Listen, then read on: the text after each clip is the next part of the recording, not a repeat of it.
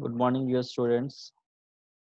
So in the last class, we have discussed about what are the effects that the force can cause.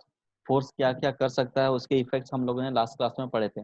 So today we are going to see that uh, and also we have discussed about the types of forces. That means there are two types of forces, that which is contact force and non-contact force, है ना. Contact force के हमने तीन examples पढ़े थे. So for example वो कौन कौन से जैसे कि मैग्नेटिक फोर्स है ना, और muscular force, friction force and mechanical force, ये तीन तरह के हमने फोर्स पढ़े थे जो कि कांटेक्ट फोर्स के अंदर में आते हैं, है ना. मस्कुलर फोर्स क्या बताते हैं, जो मसल से प्रोड्यूस होता है फोर्स, उसे मस्कुलर फोर्स. फ्रिक्शन, ये फ्रिक्शन जो है मोशन को अपोज करता है. और क्या बताया, मैकेनिकल फोर्स जो कि इंजन से प्रोड्यूस होता है, ठीक है, with using some certain power. So today we are going to see what are the non contact forces, है ना. नॉन कॉन्टैक्ट फोर्सेस, तो नॉन कॉन्टैक्ट फोर्सेस से आप समझ रहे होंगे कि क्या है, वैसा फोर्स जो कि बिना दो बॉडी के कांटेक्ट में आए हुए एग्जिस्ट करता है, ठीक है. क्या कहा, the forces which do not make a physical contact with the body and act through the space are called as non contact forces. मतलब दो बॉडी के बीच में, है ना, अगर ये एक बॉडी है, ये दूसरा बॉडी है, ठीक है, body A and body B. So non contact force में क्या होता है कि इन दोनों के बीच में कुछ गैप्स होते हैं, है ना, ये गैप्स होते हैं. बॉडी ए और बॉडी बी में कुछ गैप्स होते हैं, ठीक है. The forces which do not make a physical contact, actually में कॉन्टैक्ट नहीं करते, ठीक है, कुछ स्पेस होते हैं इनके बीच में. So that type of forces is called non contact forces. Okay, the various kinds of non contact forces are, कुछ नॉन कॉन्टैक्ट फोर्सेस जो the various types of non contact forces जो है, कुछ एग्जांपल्स हैं. जैसे मैग्नेटिक फोर्स.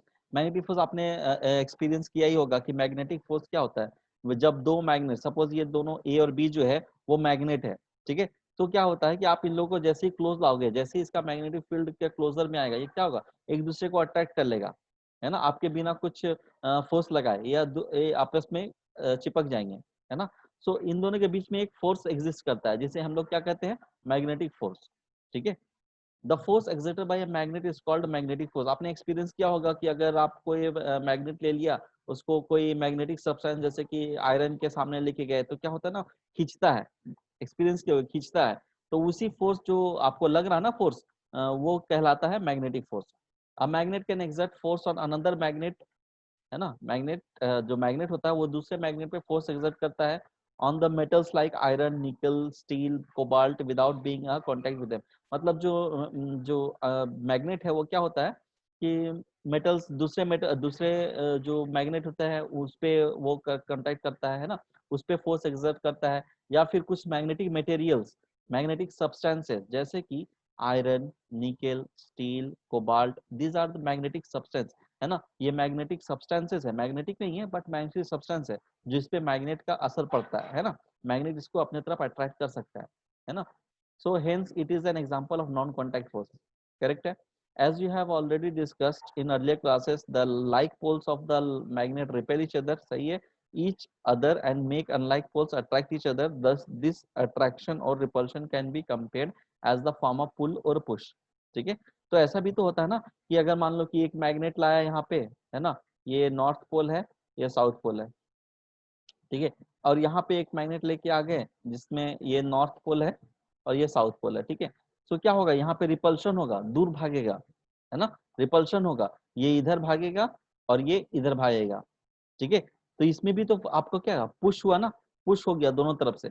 और अगर ऐसा हुआ कि ये क्या हुआ, ये पुश हो गया, एक दूसरे को पुश करेगा, है ना, सामने आने से दूर जाएगा, पुश करेगा एक दूसरे को.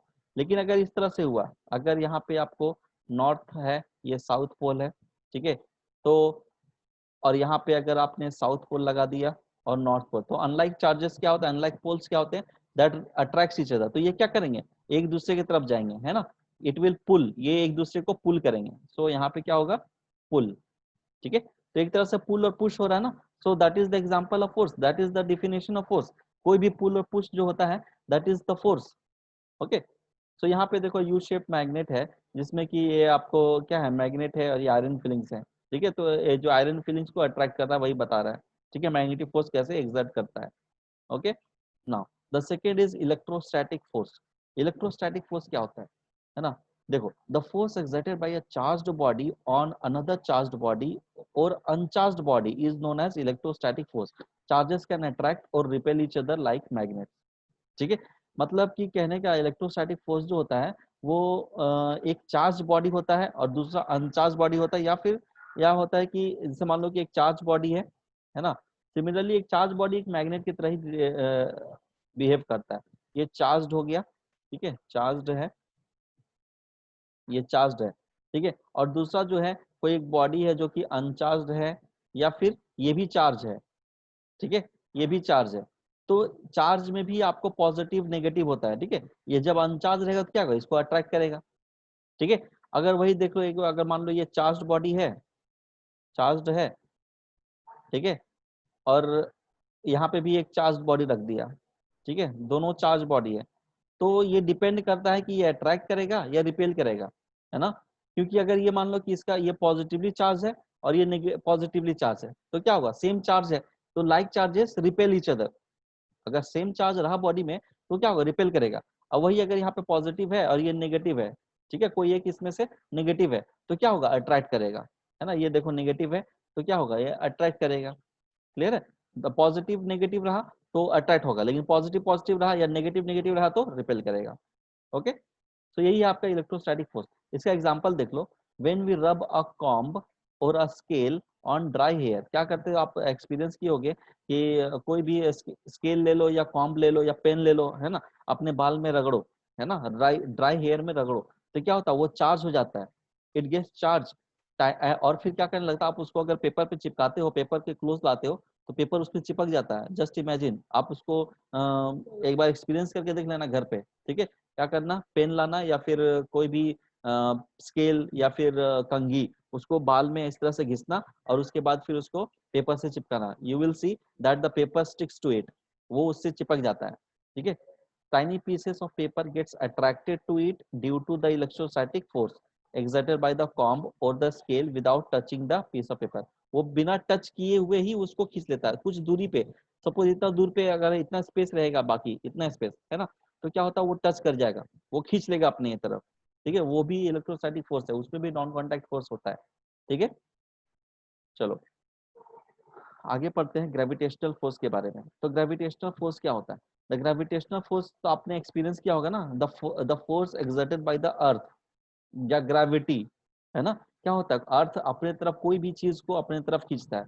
कोई भी बॉल को ऊपर फेंको तो वो उसको नीचे की तरफ लाता है।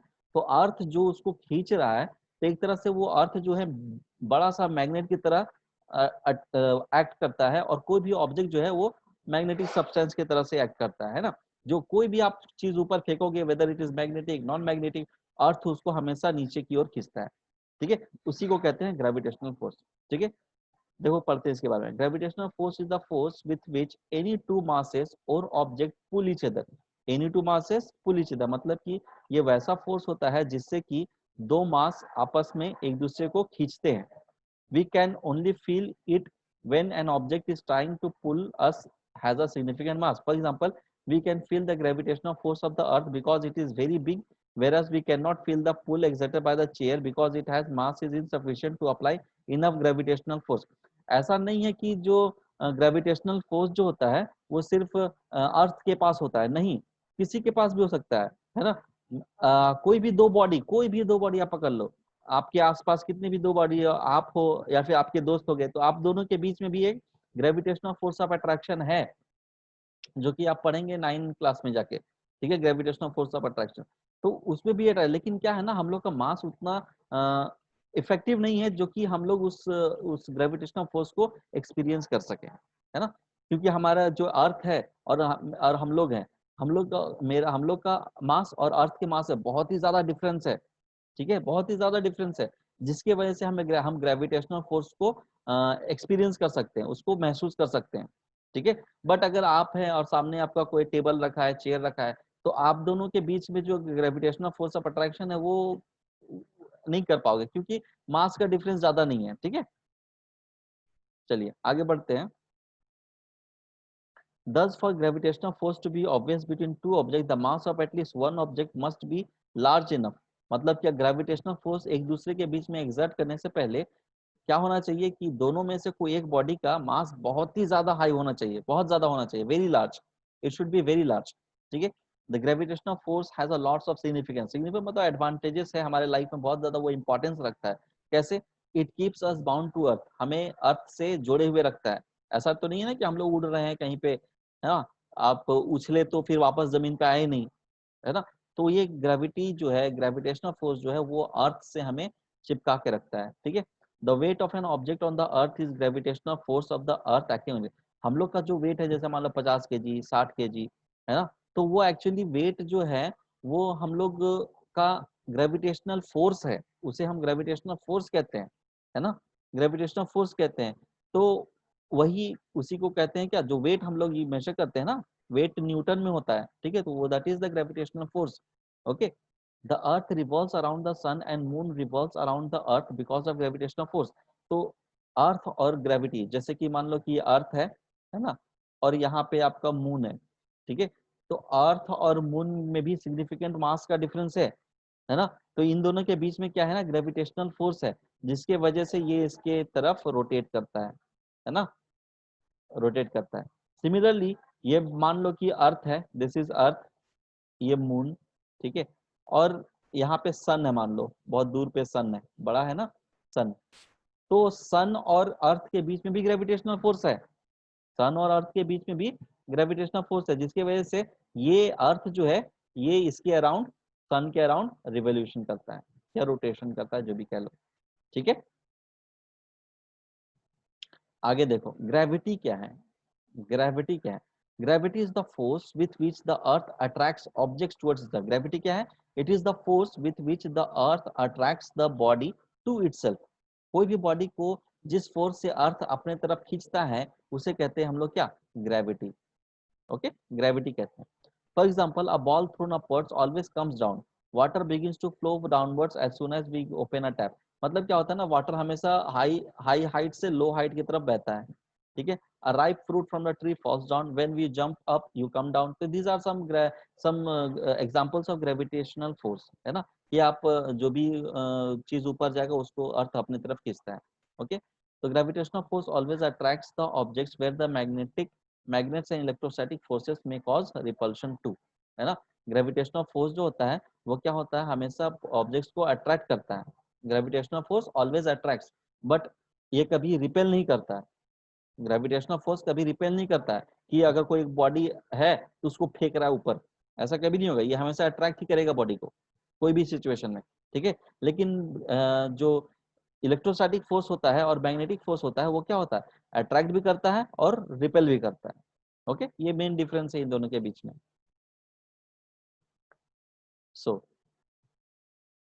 प्रेशर के बारे में हम लोग देख लेते हैं, प्रेशर का बस एक छोटा सा हम लोग कर रहे हैं। प्रेशर क्या है, when we move on sand our feet sink into it and it is difficult to for us to walk. क्या होता है, क्या जब आप कोई सैंड एरिया में जाते हो तो क्या होता है, आपका पैर जो है जमीन में धंस जाता है ना, पैर जमीन में धंस जाता है, इसकी वजह से हम लोग नहीं चल पाते हैं, ठीक है।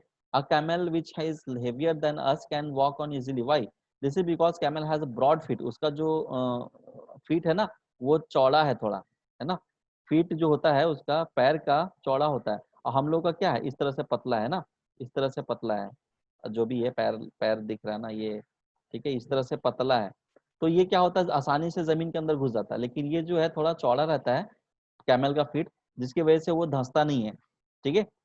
This happens because the blunt knife, जिस उसी तरह से जिस तरह का अगर मान लो कि नाइफ है ना, अगर नाइफ का अगर जो धार होता है ना, अगर वो बहुत ही पतला रहा, बहुत ही पतला रहा तो आसानी से घुस जाएगा, लेकिन वही अगर ब्रॉड रहा, मतलब थोड़ा मोटा रहा, नाइफ का जो धार है वो अगर मोटा रहा तो क्या होगा, आसानी से घुसेगा नहीं। तो ये क्या होता है कि जैसे ही जो जो आपका जो प्लेन सरफेस हो, मतलब कि जो पतला सरफेस होता है वो प्रेशर ज्यादा वो प्रेशर क्या करता है, कम एग्जर्ट करता है, प्रेशर कम एग्जर्ट नहीं, जो जिसका एरिया ज्यादा होगा, है ना, जैसे कि इसका एरिया ज्यादा था, ये एरिया ज्यादा है ना, इसका एरिया कम है, तो जिसका एरिया ज्यादा होगा उसको वो प्रेशर क्या होगा, कम एग्जर्ट करेगा, और हम लोग जो ऐसे हैं वो प्रेशर ज्यादा एग्जर्ट करेंगे, और ये जैसे कि नाइफ पतला था इसलिए क्या किया, प्रेशर ज्यादा एग्जर्ट किया, है ना, इसलिए आसानी से कट गया। बट अगर ये धारदार नहीं रहता, इसका भोथड़ रहता है ना, कॉमन लैंग्वेज में भोथड़ जिसको बोलते हैं, तो कॉमन लैंग्वेज में भोथड़ अगर रहता तो क्या होता, वो घुसता नहीं आसानी से, है ना। तो क्यों क्या होता है कि जो जिसका एरिया पतला होता है, जिसका एरिया कम होता है, वो प्रेशर ज्यादा डालता है ना, और जिसका एरिया कम होता है, ज्यादा होता है, वो प्रेशर कम डालता है। इसी का रीजन, इसी को कहते हैं प्रेशर। तो प्रेशर क्या कहते हैं, प्रेशर इज इक्वल्स टू होता है force per unit area. Pressure का डेफिनेशन क्या हुआ, फोर्स पर यूनिट एरिया, ठीक है। एरिया डिनोमिनेटर में है, तो एरिया जितना ज्यादा होगा उतना प्रेशर कम होगा, एरिया जितना कम होगा उतना प्रेशर ज्यादा होगा, ठीक है। सो आज के लिए बस इतना ही प्रेशर के बारे में हम लोग जाने, है ना। नेक्स्ट डे हम लोग इसी टॉपिक को आगे बढ़ाते हुए डिटेल में पढ़ाई करेंगे। Okay, have a nice day.